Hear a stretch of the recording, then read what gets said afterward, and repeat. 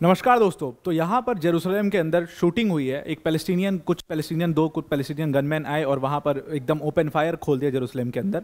उस एरिया में शूटिंग की गई है जहाँ पर अच्छा खासा जूइश सेटलमेंट है। और जूइश सेटलमेंट के इस एरिया में जहाँ पर ये शूटिंग की गई है, इसकी वजह से 5 लोग उसमें मारे गए हैं। बताया जा रहा है बहुत लोग घायल हैं। हालांकि रिपोर्टेड नंबर तो 10-12 का आ रहा है, बट बहुत सारे लोग इसमें घायल हैं।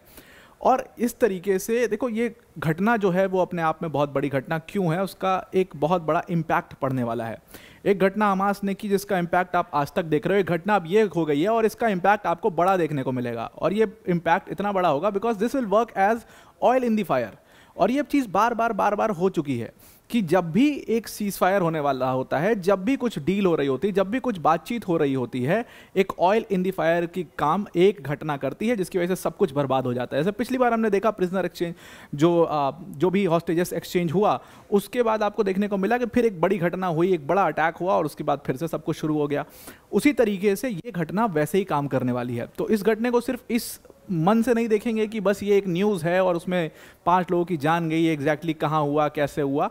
लेकिन ये समझना बहुत ज़रूरी है कि इसका इम्पैक्ट कितना एवर लास्टिंग होगा, इसका इम्पैक्ट कितना लॉन्ग लास्टिंग होगा। और उसका इम्पैक्ट समझने के लिए आप सीधा सीधा जो रिएक्शंस आए हैं, हमास का रिएक्शन समझना और उसके साथ जो आपका इजराइल है उसका रिएक्शन समझना, जो बाकी वेस्टर्न कंट्रीज हैं उनका रिएक्शन समझना इसमें बहुत इंपॉर्टेंट है। इसमें यूएन का भी रिएक्शन समझना काफ़ी ज़्यादा क्रूशियल है, काफ़ी ज़्यादा इंपॉर्टेंट है, बिकॉज यूएन कुछ अलग इसमें कहने की कोशिश कर रहा है। तो पूरे डिटेल में इस पूरी न्यूज़ को कवर करते हैं, पर वीडियो में आगे जाने से पहले एक बड़ी अनाउंसमेंट अनअकैडमी टीम की तरफ से कि अगर आप यूपीएससी सीएससी 2026 या 27 की प्रिपरेशन कर रहे हैं तो अनअकैडमी ने यहाँ पर आपके लिए सबसे बड़ा ऑफर लॉन्च किया है। बिगेस्ट एवर ऑफर है ये अनअकैडमी का, जिसको अभी रीइंस्टेट किया गया। 11 अगस्त तक ये ऑफर आपके लिए रहेगा, जहाँ पर आप यूपीएससी का फाउंडेशन कोर्स सिर्फ 17,999 में ले सकते हो। प्लस इसके साथ आपको 12 मंथ्स का फ्री एक्सटेंशन भी यहाँ पर प्रोवाइड किया जाएगा। अनअकैडमी के टॉप एजुकेटर्स, जो अनअकैडमी के प्रॉब्ली बेस्ट एजुकेटर्स हैं या पूरे इंडिया के यूपीएससी सीएससी के दुनिया के बेस्ट एजुकेटर्स हैं, तो मृणाल सर, प्रतीक सर, सुदर्शन सर जैसे एजुकेटर्स यहाँ पर आपको इस बैच के अंदर पढ़ा रहे होंगे। तो इस बैच को आप ज़रूर से ज़रूर ज्वाइन करिए। और इसके साथ यहाँ पर इस बैच को ज्वाइन करने से आपको यूपीएससी सीएससी में एक बहुत बड़ा एज मिलेगा और उसके साथ आपको 12 मंथ्स का फ्री एक्सटेंशन तो मिल ही मिल रहा है। ये प्राइस दोबारा रीइंस्टेट नहीं होगा, आज इसकी लास्ट डेट है, तो इसको आप ज़रूर से ज़रूर अवेल कर लीजिए। Now coming to the news, simple कि 5 लोगों की इसमें जान गई है। जब यहाँ पर इतनी बड़ी पीस डील चल रही थी, जब गाज़ा को लेकर के प्रेशर अब बेंजामिन नेतन्याहू पर पड़ना शुरू हो गया था और उसके साथ साथ यूएन ने भी काफ़ी अच्छा खासा प्रेशर बना रखा था इजराइल के ऊपर, सारी वेस्टर्न कंट्रीज़, लगभग सारी वेस्टर्न कंट्रीज़ ने प्रेशर बना दिया था, मान लिया था। मैंने फ्रांस की एक न्यूज़ कवर की थी कि फ्रांस ने कहा था कि भाई पैलेस्टीन जो है वहाँ पर गलत हो रहा है और हम देख रहे हैं कि पैलेस्टीन को हम रिकॉग्नाइज करेंगे। यूके ने सेम बात बोली थी। तो यहाँ पे सारा पूरा एक माहौल जो है वो क्रिएट किया जा रहा था। और तब तक क्या हुआ कि एक बार फिर से एक बड़ा अटैक होता है जेरूसलम के अंदर। जेरूसलम के अंदर बिल्कुल बीचों बीच रिमोट नेबरहुड है जो कि जूइश सेटलमेंट है, उसके करीब वहाँ पर ये शूटिंग की गई और इसमें 5 लोगों की जान गई, 10 लोग इसमें बुरी तरीके से घायल हुए। 4 लोगों को अस्पताल ले गया, 4 लोग तो ऑन द स्पॉट मर गए और जो एक व्यक्ति थे उनको अस्पताल ले गया, but he was brought dead there. तस्वीरें आपको पीछे दिख रही होंगी, कुछ इस तरीके का पूरा केओटिक सा माहौल जो है वहाँ पर बन गया। पूरे तरीके से एकदम लोग इधर उधर भागने लगे, बहुत सारे लोग जो है वो अनकॉन्शियस होकर भी उसमें गिर गए, बहुत सारे लोग घायल हुए उसमें। और इजराइल को अगर आप इसको थोड़ा सा मैप का देखें, इजराइल के मैप पर, तो ये जेरूसलम है बिल्कुल बीचों बीच और उसके भी बीचों बीच ईस्ट जेरूसलम का जो एरिया है ये वाला, यहाँ पर रिमोट नेबरहुड है जो आपको दिख रहा होगा, if I am pronouncing it correct. तो ये ईस्ट जेरूसलम का एक हिस्सा है और वहाँ पर ये अटैक किया गया है। लगभग बताया जा रहा है कि 10 बजे के करीब ये अटैक किया। 10 बजे सुबह का ये टाइम था जब ये पूरा अटैक हुआ। 10 बजे सुबह था, सब कुछ अपने नॉर्मल तरीके से चल रहा था और तब तक 2 गनमैन जो है उनको आते हुए देखा गया। अब देखिए क्या है, इजराइल में गनमैन का घूमना बहुत आम बात है क्योंकि वहाँ पर सिविलियंस भी गन कैरी करते हैं अपने साथ। बहुत आपने देखा होगा, कई तस्वीरें भी, कई शॉट्स भी कि सिविलियंस वहाँ पर गन कैरी कर रहे हैं। तो 2 गनमैन यहाँ पर आते हुए दिखे और वो दोनों पैलेस्टीनियन गनमैन थे ऐसा माना जा रहा है। और वो एकदम से आए और उन्होंने ओपन फायर खोल दिया। बताया जा रहा है कि ये वेस्ट बैंक की जो विलेजेस हैं वहाँ से ये निकल करके जेरूसलम में, ईस्ट जेरूसलम में दाखिल हुए। अब थोड़ा सा अगर हम मैप से समझने की कोशिश करें, ये आपको इजराइल पूरा दिख रहा है, यहाँ पर येलो वाला हिस्सा ये गाज़ा स्ट्रिप है और ये वेस्ट बैंक है। वेस्ट बैंक के बिल्कुल बीचों बीच आपको 2 रेड डॉट्स दिखाई दे रहे हैं, एक जेरूसलम और ईस्ट जेरूसलम। ये जो ईस्ट जेरूसलम वाला हिस्सा है यहाँ पर और इसके भी बिल्कुल बीचों बीच ये अटैक किया गया है। तो मतलब गाज़ा से जेरूसलम में एंटर हुए हैं ये गनमैन, ऐसा मानना है ऐसा जो लोग वहाँ पर जिन लोगों ने देखा है, प्रथम दृष्टया इस चीज़ को विटनेस किया है, उनका मानना है कि ये लोग जो वेस्ट बैंक है उससे एंटर किए हैं ईस्ट जेरूसलम के अंदर, और वहाँ पर एंटर करने के बाद इन्होंने एक बस स्टॉप था वहाँ पर अटैक किया। बस स्टॉप के अलावा इन्होंने बस के अंदर कुछ लोग थे वहाँ पर भी अटैक किया। बेसिकली टारगेट बहुत सिंपल था, इनका टारगेट था कि जो ईस्ट जेरूसलम के अंदर जो जूइश सेटलमेंट है उसको टारगेट करना, उसमें एक डर पैदा करना, और वो चीज़ इन्होंने की है। आई विटनेस ने बताया कि पूरी तरीके से क्योस वहाँ पर फैल गया, 4 लोग तो वहीं पर ऑन द स्पॉट ही मर गए, 5वें हॉस्पिटल जाते वक्त मर गए, और अभी कुछ लोग बहुत गंभीर रूप से घायल हैं जिनको हॉस्पिटल में ट्रांसफ़र किया गया है। उसके ऊपर अभी न्यूज़ आनी बाकी है कि कितने लोगों की एग्जैक्ट डेथ हुई है, और इसके ऊपर अभी क्लैरिफाई करना भी मिनिस्ट्री का बाकी है कि एग्जैक्टली किसने किया, कौन किया, वो डिटेल्स आना बाकी है। लेकिन अगर इस पूरे अटैक को देखा जाए तो ये आप देखिए कि कितने क्रूशियल टाइम पर अटैक किया गया है, कि एक समय जब इजराइल के ऊपर चारों तरफ से पूरा प्रेशर पड़ गया है। यूएस ने भी इनफैक्ट खुलकर के ये बात कह दी कि गाज़ा में जेनोसाइड नहीं होना चाहिए। फ्रांस ने, जर्मनी ने, यूके ने, ऑलमोस्ट सारी कंट्रीज़ ने इजराइल के ऊपर प्रेशर बना दिया कि भाई आपको गाज़ा के अंदर जेनोसाइड नहीं करना चाहिए। आपने एक अटैक देखा, हमास ने 1100 इजरायली सिटीजन्स को मार दिया। हमास के 1100 इजरायली सिटीजन्स को मारने के बाद क्या हुआ, वो ज़्यादा बड़ी चीज़ हुई।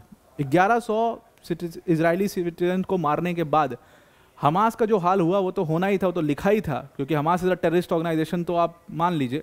लेकिन गाज़ा के लोगों के साथ क्या हुआ, एक हमास ने पूरे गाज़ा के लोगों को तहस नहस करवा दिया। पूरे गाज़ा में डिस्ट्रक्शन हुआ और बहुत लोग मारे गए, जिसका नंबर भी शायद किसी के पास रिकॉर्डेड ना हो। इवन यूएन ने चीज़ को एक्सेप्ट कर लिया कि गाज़ा के अंदर जेनोसाइड हो रहा है और ये जेनोसाइड रोका जाना चाहिए, इस जेनोसाइड को बंद करना चाहिए। इवन यूएन ने भी ये स्टेटमेंट दिया था। अब वही काम वेस्ट बैंक में हो गया है कि जब एक ने वेस्ट बैंक के विलेजेस से निकल करके लोग ईस्ट जेरूसलम में दाखिल होते हैं, ओपन गन फायर झोंक देते हैं, उसके बाद अब आप समझिए कि इजराइल इसके ऊपर रिटेलिएट कैसे करेगा। इजराइल जाना जाता है अपने रिटेलिएशन के लिए, इजराइल ने हमेशा रिटेलिएट किया है, तो वो 100% यहाँ पर भी रिटेलिएट करेगा, और वो रिटेलिएशन कितना बड़ा और कितना ग्रेव होने वाला है वो देखने वाली बात है, वो समय बताएगा। अब जो ये गनर था, जो गनमैन थे, इनके अटैक के बाद अगर आप रिस्पॉन्स देखोगे, यहाँ पर हमास ने इस पूरे ऑपरेशन को एक हीरोइक ऑपरेशन बताया है। अब आप सोचिए कि वो हमास जिसको पूरी तरीके से एकदम ख़त्म कर दिया, ऑल्दो हमास का जो अस्तित्व है वो एकदम ख़त्म हो चुका है गाज़ा में, लेकिन हमास ने इसको एक हीरोइक ऑपरेशन बताया है। हमास के अलावा जो दूसरा आतंकवादी संगठन है पैलेस्टीनियन इस्लामिक जिहाद यानी कि PIJ, उसने इस पूरे एक्ट को उसने भी एंडोर्स किया है। ऑल्दो एक बड़ी इंपॉर्टेंट चीज़ इसमें देखने को ये मिली है कि हमास या PIJ दोनों ने इसकी रिस्पॉन्सिबिलिटी क्लेम नहीं की है, दोनों ने अपने पैर इससे पीछे खींचे हैं और दोनों ने इसके बारे में कुछ भी नहीं बोला है। दे वर साइलेंट ऑन दिस। इसका मतलब बहुत क्लियर हो सकता है कि बिल्कुल आप कह सकते हो कि हमास खत्म हो चुका है, उसने ये काम नहीं किया है। ये हो सकता है कि इंडिविजुअल या इंडिपेंडेंट अटैक भी हो सकता है। अगर इसमें अब रिस्पांस देखें फ्रांस और जर्मनी का, तो फ्रांस और जर्मनी ने इसको पूरी तरीके से इस अटैक को कंडेम किया। उन्होंने बोला है कि यहाँ पर एक बहुत बड़ा सीज़फायर जो होने वाला था, एक बहुत बड़ी डील जो होने वाली थी, उसको फिर से उसमें ये एक पत्थर का काम करेगा, एक रास्ते के रोड़े का काम करेगा। लेकिन यूएन का इसमें यहाँ पर दूसरी चीज़ ही कहने वाला है। यूएन के ह्यूमन राइट्स चीफ ने कहा कि किसी न किसी तरीके से हमें इजराइल से जो जेनोसाइड है गाज़ा के अंदर वो रुकवाना पड़ेगा, इजराइल से जो वॉर क्राइम्स हैं वो रुकवाना पड़ेगा, अदरवाइज ऐसे इंडिपेंडेंट अटैक और भी हो सकते हैं। बहुत डेंजरस सिचुएशन में गाज़ा जा सकता है और अब उस डेंजरस सिचुएशन आप मान के चलिए कि गाज़ा पहुँच चुका है। अब ये जो दोनों गनमैन थे जिन्होंने फायर किया, उनको रिटेलिएशन में एक सिक्योरिटी ऑफिसर थे इजराइल के और उसके साथ एक सिविलियन थे। जैसा कि मैंने आपको बताया सिविलियंस भी वहाँ पर गन कैरी करते हैं। उन सिविलियन ने फायरिंग की और उसको तुरंत उनको वहीं ढेर कर दिया। वो दोनों पैलेस्टीनियन गनमैन को वहीं पर निशाना बना करके ढेर कर दिया गया, वो वहीं ख़त्म हो गए। उसके अलावा अगर टाइम्स ऑफ इंडिया की माने तो यहाँ पर जो हथियार इस्तेमाल किया गया है वो कार्लो सब मशीन गन का इस्तेमाल किया गया। और ये कार्लो सब मशीन गन वो सब मशीन गन है जो कि जितने भी वेस्ट बैंक के अंदर गन्स के इलीगल वर्कशॉप काम कर रहे हैं वहाँ पर ये कार्लो सब मशीन गन्स बनाई जाती है। और जितने भी पैलेस्टीनियन टेररिस्ट ऑर्गेनाइजेशंस हैं सब ये कार्लो सब मशीन गन का इस्तेमाल करते हैं। अब टाइम्स ऑफ इजराइल की ये न्यूज़ साफ दिखाती है कि पूरा माहौल जो है वो क्रिएट किया जा रहा है और ये माहौल बहुत ज़्यादा डेंजरस हो सकता है वेस्ट बैंक के लिए। तो ये मान के चलना है कि अब इस घटना के बाद कुछ ना कुछ आपको एक्शन या बड़ा एक्शन वेस्ट बैंक के अंदर दिखाई दे सकता है। ऑल्दो ऑफिशियल अभी रिस्पांस ना इजराइल की मिनिस्ट्री की तरफ से कुछ आया है, ना इजराइल के प्राइम मिनिस्टर बेंजामिन नेतन्याहू की तरफ से कोई ऑफिशियल रिस्पांस इसमें आया है। मीडिया वालों ने घेरा उनको ज़रूर था लेकिन उन्होंने उसके ऊपर कुछ बोला नहीं। अब वो बोलते हैं या सीधा करके दिखाते हैं, वो देखने वाली बात होगी यहाँ पर। जो वहाँ पर जो लोग विटनेस थे, जो फर्स्ट विटनेस थे वहाँ पर, उन्होंने बताया कि पूरी तरीके से रोड वोड ब्लॉक था और एकदम क्योटिक माहौल था वहाँ पर, एकदम क्योटिक माहौल था। लोग जो है रोडों पे लेटे हुए थे कि हमें गोली ना लग जाए इस डर से, ये हालत थी वहाँ पर। अब इसका क्या रिस्पॉन्स होगा तो देखने वाली बात होगी। तो अब आपको ये पूरा आर्टिकल समझ में आ गया है। अब अगर आपको हमारी वीडियोस अच्छी लगती हैं तो आप इन वीडियोस को लाइक, शेयर और सब्सक्राइब ज़रूर से करिए। और जो QR कोड का ऑप्शन है, इस QR कोड को स्कैन करके आप वर्ल्ड अफेयर्स बाय अकेडमी का जो ऑफिशियल टेलीग्राम चैनल है उसके ऊपर उसको ज़रूर से ज़रूर ज्वाइन कर लीजिए। तो अब आपको ये पूरा आर्टिकल समझ में आ गया होगा। आज के लिए इतना ही। Thank you and have a nice day.